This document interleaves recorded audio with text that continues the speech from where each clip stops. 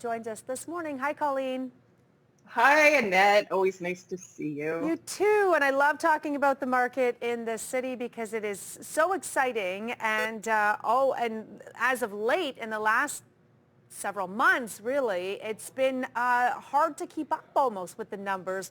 Let's talk about the month of June. How did we do? So everybody wants to know about real estate, whether you're buying, selling, or just curious about your value. Everyone is really curious about what is going on.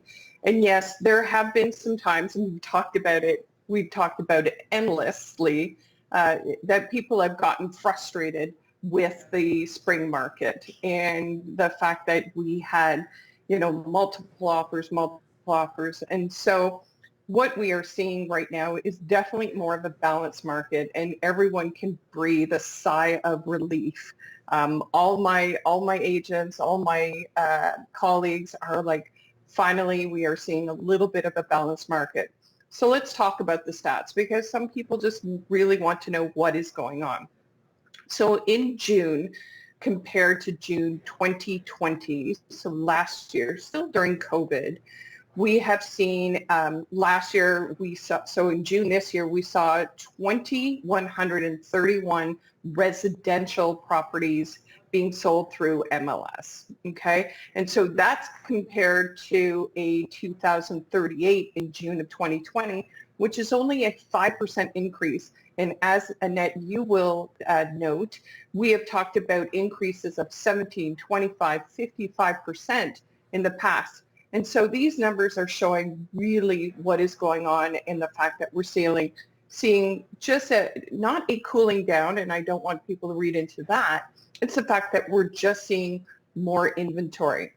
If we look at kind of the increase, the sales look like about a 2% increase from last year. Mm-hmm. And so again, more of a balanced market.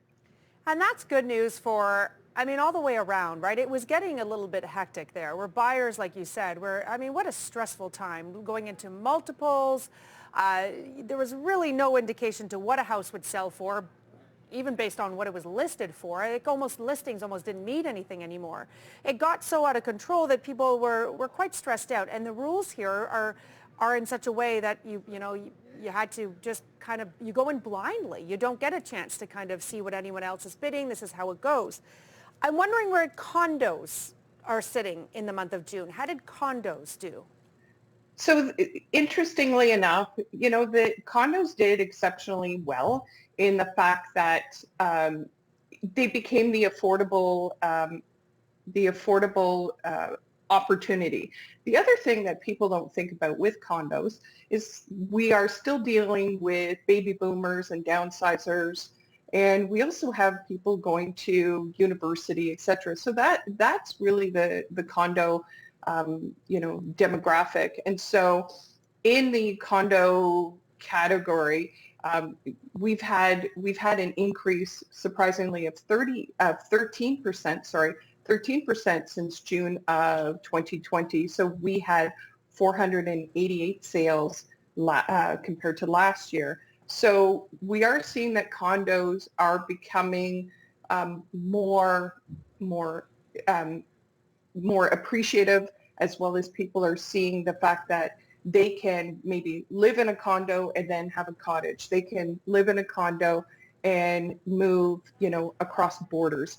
And so that's where the condo domination and increase in influx there is definitely coming apparent, definitely. Says, with the housing market being so hot, should the agent's commission percentage be negotiable? What do you think?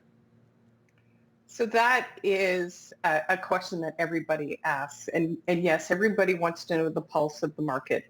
And so what I say to Lorraine, interesting because I've had 3 buyers approach our brokerage this week that have not sold. And so as we were talking, Annette, the market is kind of balancing out, thank goodness. And so with Lorraine, everyone is always talking about commission and saving about the price. What I tell people is do you want to sell your house at, it's our largest investment, correct? Most of us, that is our nest egg. That is where our money is at. So when I tell people, okay, you're worried about commission, do you want to sell your house with Giant Tiger and Walmart, or do you want to sell at a brokerage that's full service like Nordstrom, right? And so not that there's anything wrong with Giant Tiger because I shop at Giant Tiger, yet it's about the value added services. And right now we are seeing clearly that if you don't have full services when you're selling your home, sometimes your home does not sell.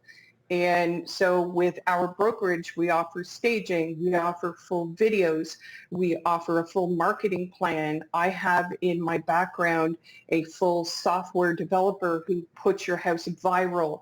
There are so many different things that you can look at. So when people just look at commission, what I say to Lorraine is, how much money do you want in your pocket? Because I think and believe truly that is what is important. What do you want to gain? Because I am seeing more and more homes not selling because they are worried more about commission than about selling. So that would be my answer to Lorraine. And she can reach out to me and have a further conversation absolutely on that. All right, Lorraine, thanks so much for that question. Let's get to what happens come Friday as we enter stage 3, reopening in Ontario. Do any of the rules change, Colleen, for going to an open house? Where are things at with all that right now? Great question, Annette. So we're still learning, growing, and everybody is wondering what the new norm is looking like. And all of us are not really sure. Yet what we are hearing as of Friday, we can do open houses. Yet the Ottawa Real Estate Board has not come out yet as to what the rules are. So when you think about listing your home, what does that look like? So we don't know the rules yet. Another thought that a lot of my colleagues and I, we talk quite frequently, and we're like, maybe it's even changing the day. A lot of us didn't like working in the middle of a Sunday afternoon from 2 to 4. And so maybe it's Thursdays from 4 to 6 and creating a new normal for that. Another thought process is the fact that we may need to control traffic. As you know, with open houses, they were more about having people come in and looking at the home, full value. We can't do that still, right? Even though you're wearing masks, I can't have 20 people. And a lot of my open houses, 20, 30, you can't have that. So is it locking the door and having people stand outside with masks and having 2 people in? I'm sure we won't allow children still in homes. So the open house thing will be allowed as of Friday, yet the rules and the regulations, as well as the comfort level of the seller, will still be kind of ironed out for sure on that issue. Yeah, a lot of it comes down to common sense too, right? You wouldn't want to be in a house right now with too many people. We're not there. So, I mean, it makes sense to allow only a few in at a time. Where do things go from here, Colleen, in your estimation, in terms of the market? Now that we're seeing, I don't know if we're calling it a cool off, or a level out in terms of what's going on from our numbers in June, is that expected to continue through the rest of the summer? I believe so, Annette. I think that a couple of things happened, even before COVID. Let's go back before COVID. And you and I talk about real estate all the time. And yet, let's go before COVID, right? Ottawa has always been a 10-month, 4-day kind of town. We love our summers. We live for our summers, and we live for our Friday long weekends. And so right now we are seeing what used to be. And we saw even a cool down during the Canada Day long weekend where, I was working with buyers and sellers, and there were no appointments made. They were like, woohoo, we can get on the boat. We can go to the cottage. We can finally see family. So we're we're kind of the mentality is we're going back to the new norm that could possibly be the old norm, where we're going to live for our long weekends. We're going to be on our patios, at 5 o'clock on a Friday after a day of, of long weekend. It, it's just going to go back there. And Okay. so people are worried about the fact that we are going to cool down. I don't think so. As we talked about so many times, Annette, we caught up to the big boys of Toronto, Montreal, and Vancouver, and now we're just balancing out. All And right. we're going to enjoy our summers. All right. So we have some questions coming in, Colleen. Viewers have some questions for you, and let's get right into them. Let's start with Danica. Danica writes, we are looking at buying cottage in the Perth and Smiths Falls area. The numbers show that cottages were going at approximately $125,000 over asking in June. Is that still the reality this week, and does that make sound financial sense? Great question, Danica. I love that area. I actually don't live too far from there. And so there's a multifaceted thing that I would love to have a conversation with Danica about. So with a cottage, is it a 3-season or a 4-season? Is it a retirement residence potential, right? And so what we've been talking about today is the fact that we are seeing some leveling off with the market. Yet we've talked about many times in the fact that many people now are moving out of the city limits for various reasons, mostly in the fact that they realize they no longer have to go downtown over to Gatineau to go to their office. They don't have to go to Canada North. And so they are opting to sell out of the city limits and move out towards water and be able to work from home and enjoy these beautiful waterfront views. And so that was a big conversation, and still is, Danica.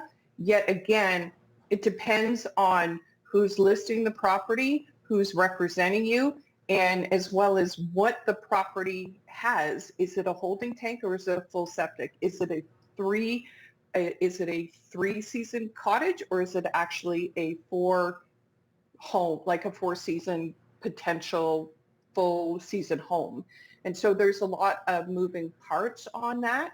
And yet I do feel that the outskirts of Ottawa are still slightly more in demand than interior. So it's a further conversation I'd be happy to have with her. Yeah, there's a lot to that one, that's for sure. Yeah. All right, let's get to another question. This one coming in from Anne. Anne writes, what is a preemptive offer? Anne, great question. And the slang word for a preemptive offer is called a bully offer. And so again, we're talking about a balanced market, and we're not seeing as many as this happens. And yet, so what would happen with a preemptive offer if we were to list, let's say, 123 Main Street and decide to hold back offers, which means we would not address any offer until, let's say, Tuesday next week. We're dealing with Wednesday today. I'm not going to look at offers until Tuesday. That's fine.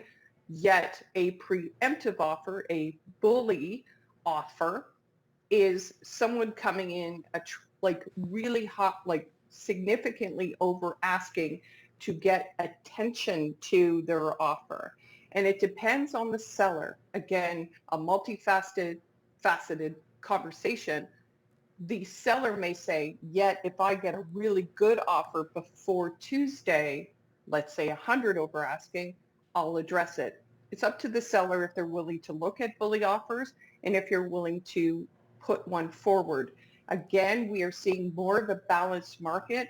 And so I caution and encourage any viewer, any buyer right now to sit down with a realtor and understand what's going on in the market, because not everything is going over asking anymore. Again, we're seeing this, thank goodness, balanced market. So when people don't get offers, you don't need to put in a preemptive offer. You might have put an offer in over asking when you didn't need to. Yeah. So again, a multifaceted conversation that I would be happy to have with her. But there's education there for sure. Yeah, absolutely. And it all depends if she's looking to put in an offer somewhere, right? What kind of house, where, the cost, all of that kind of stuff. But yeah, Absolutely. preemptive offers if we're not seeing them, that's a good thing. Dorothy writes in, is it a good time to buy a house now or should we wait until next spring? Great question, Dorothy. And if I had a crystal ball, I would be somewhere south and not working. So, you know, I truly believe, and the history has shown here in Ottawa, we are a very stable market, right? And we've talked about it numerous times. We caught up with the big boys. I do not see that we are going to drop. And we've talked to several mortgage agents here on CTV2 where they are saying the same thing. We have really good affordable rates, and yet for Dorothy, there are many moving parts. Have you spoken to your finance person? Are you looking for your forever home? Are you looking for an investment property? There's so many different things. Or do you have a house to sell? Because especially, and I was talking to a potential seller yesterday, if you are currently selling a home and then moving to buy a home, it becomes really balanced. Right. Because if you're selling a home at a high level, then you're buying a home at a high level. Yeah. Yet, if the market drops, which we don't see, again, we do not see this being a bubble. We do just a balance. Yeah. So if your home is priced at X, then you're buying at Y. It just balances out. So there's Right. again, everyone has asked kind of some moving parts, yet I do not I do not disagree with the fact that right now is a great time to buy. I feel that Dorothy should. Absolutely. I know we've talked about this many times. We generally, because we are low unemployment numbers, we do well in this city, that we've always been a city that you can almost buy and sell at any time of the year and you'll do well. Colleen, we're going to leave it right there. Thank you so much. We're out of time. If you want to talk to Colleen further about any of those questions, if you didn't get your question in today,